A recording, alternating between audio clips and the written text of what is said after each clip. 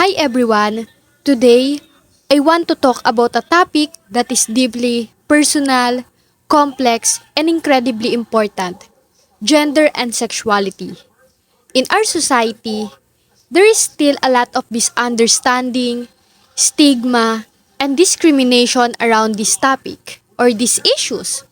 But I believe that embracing diversity and inclusion when it comes to gender and sexuality is crucial for creating a more just, equitable, and compassionate world.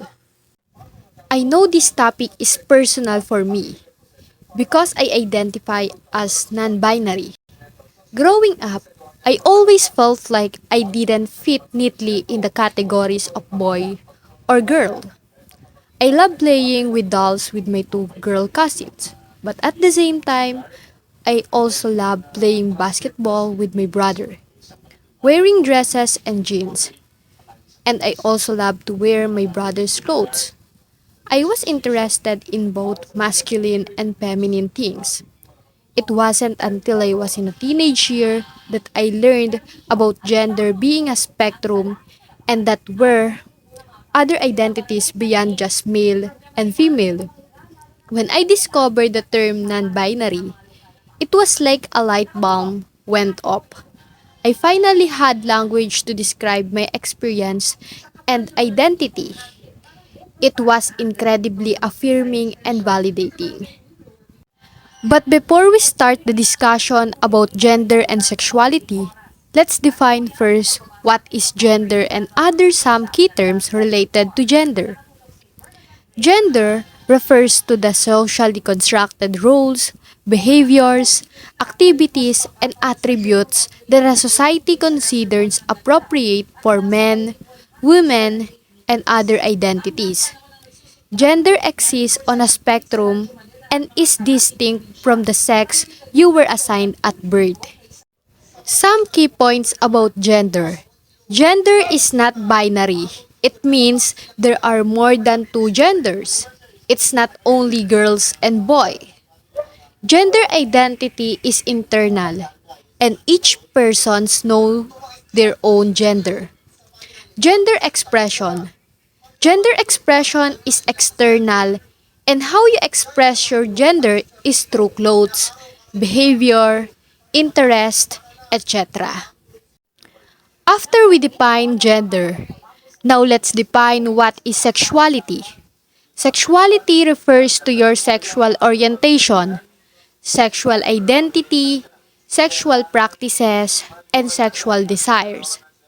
Sexual orientation describe who you are physically, emotionally, and romantically attracted to. Some common sexual orientations include heterosexual. It means you're attracted to a different gender.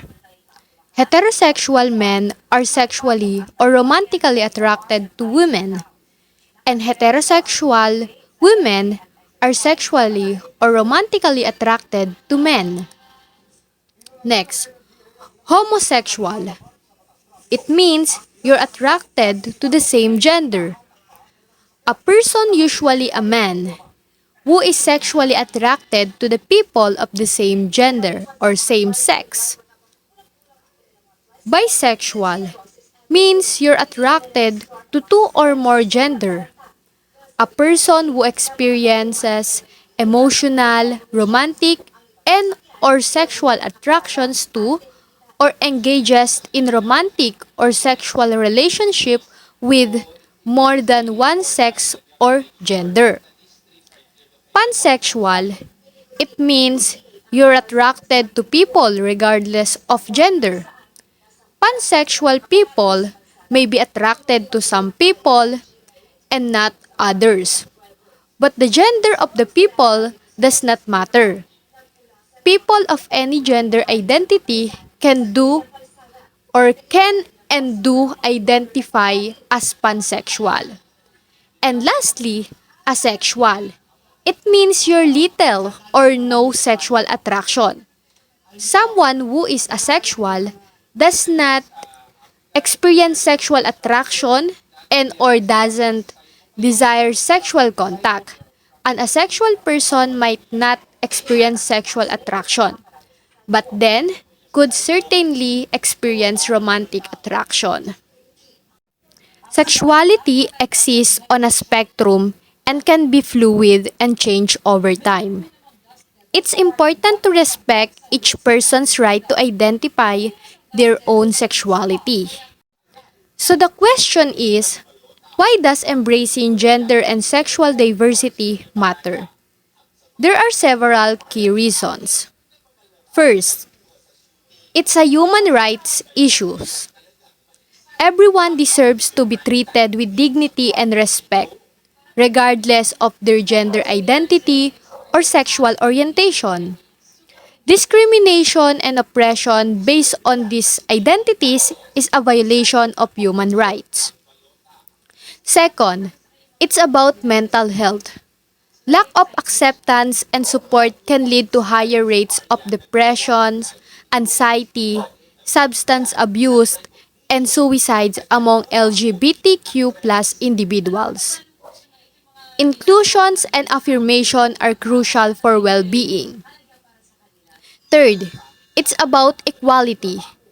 Gender and sexual minorities face barriers in areas like employment, housing, healthcare, and more. Inclusion means equal rights and opportunities. The last one is because it's about community. When people can be open about who they are, it strengthens families, friendship, and communities. Diversity makes us stronger. So what can we do to be allies and create a more inclusive world? First, we need to educate ourselves about gender and sexuality. Read books, watch documentaries, and listen to LGBTQ plus voices. Second, use inclusive language. Avoid assumptions about people's gender and sexuality. Ask for pronouns. Use gender-neutral terms. Third, be an advocate. Speak up against discrimination.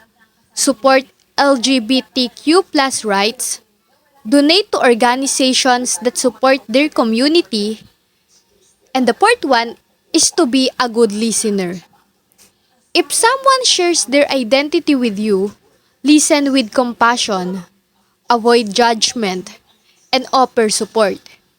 And lastly, reflect on your own biases. We all have unconscious biases. Reflect on yours and work to unlearn them. Embracing gender and sexual diversity is about more than just tolerance. It's about celebrating the richness and beauty of human experience in all its forms. When we create a world where everyone can be their authentic selves, we all benefit. Let's work together to build a more inclusive future. Thank you.